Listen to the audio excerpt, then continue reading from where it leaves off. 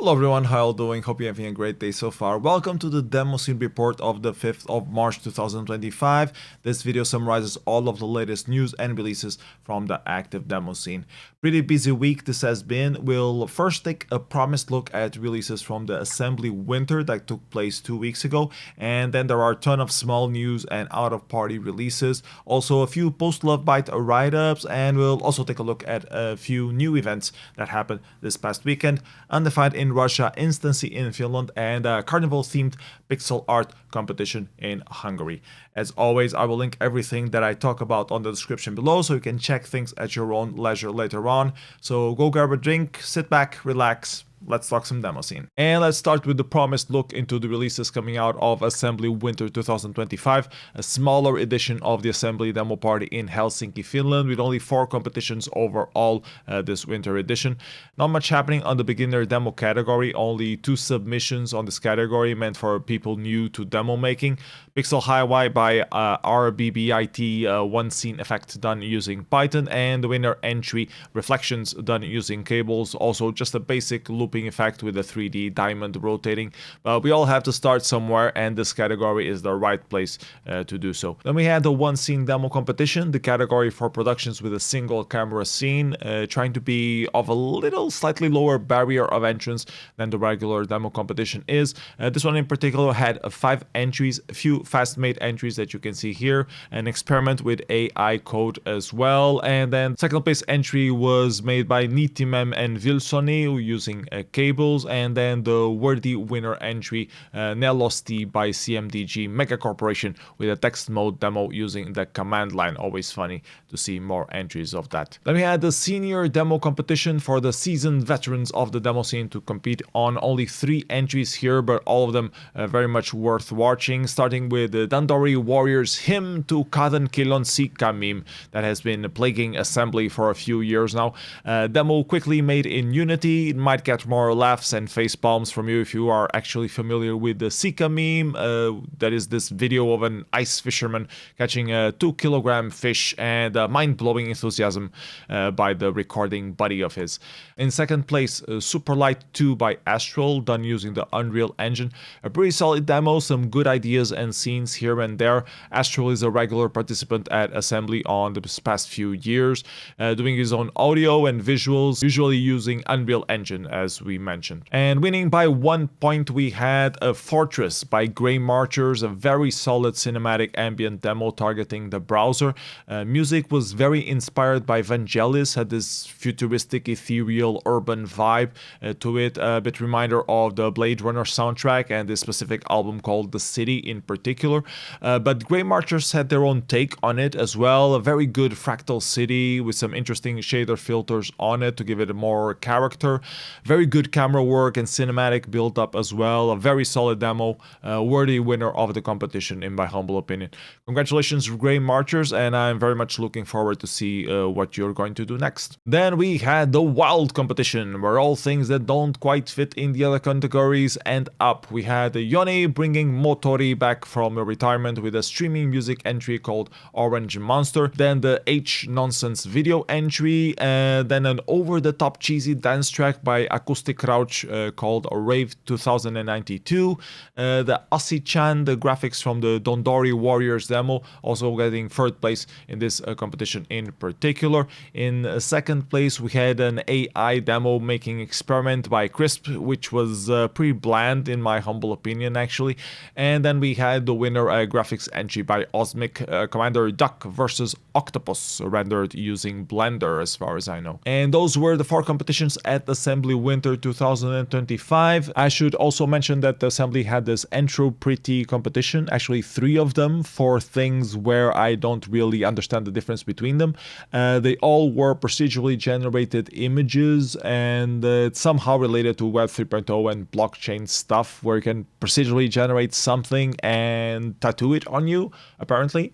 So yeah, they had the competitions for that as well. The entries are pretty good. I like procedural generated stuff, but I'm very confused about the Web 3.0-ness of around that competition in particular. In other news, nodepond has been running a weekly nerd letter for almost 1 year now. Every week he sends you a tech nerd news item to your email account.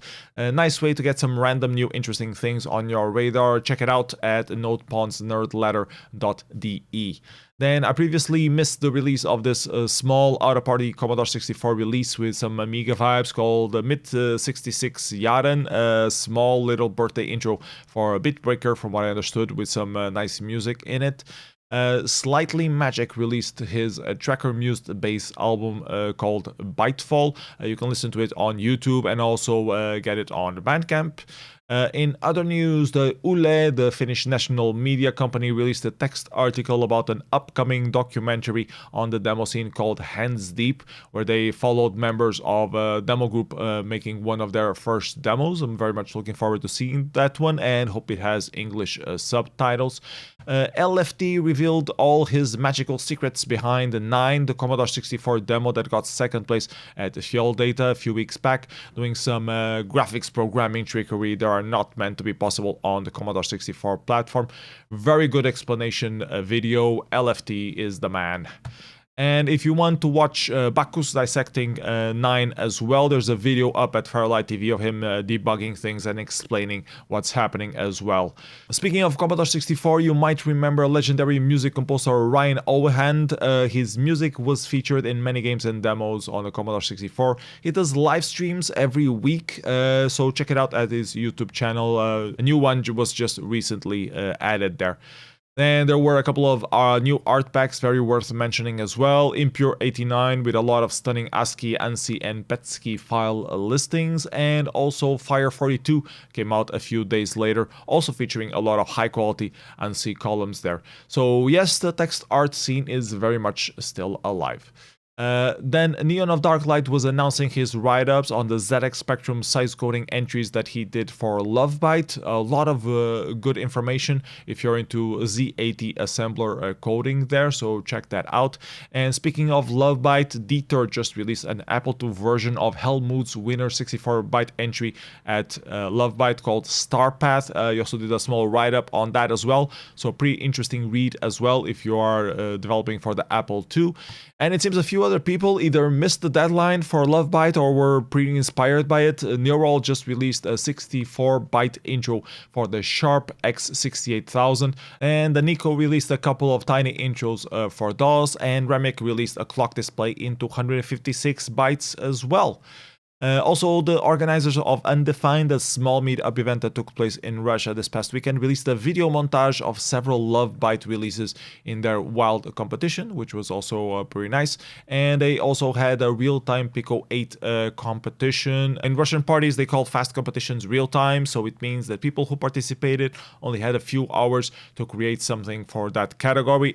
5 hours in the case of Undefined, if their online schedule is to be trusted. Only 2 small entries, but nice to see some Pico 8 activity. In second place, Best Demo, and in first place, 2TB Demka by Minimiru. There were also a couple of video interviews with Dad of RMDA and myself on their live stream. Not sure if those will be made available online later or not, but a pretty nice small event in Russia. Another small event that happened this weekend was Instanssi in Finland, originally planned as a regular demo party, but there were some problems reserving the venue location, so they shifted to doing a live stream event, and the only new releases that they showed were part of the combined showcase here. Entries are not available for download yet as I record this video, but you can see them on the VOD of the live stream. A lot of inside jokes in this showcase in particular, so mostly interesting for people who are regular attendants of Instanssi, but let's take a look nonetheless. ABBA Sing-Along by Mukla, pictures of bread, some references to some mold, a little image of a bunny, few web demos as well. A nice little size intro by Bitslab was probably the most serious release of the showcase. Also a very good music by Philip, the Polish demo scener.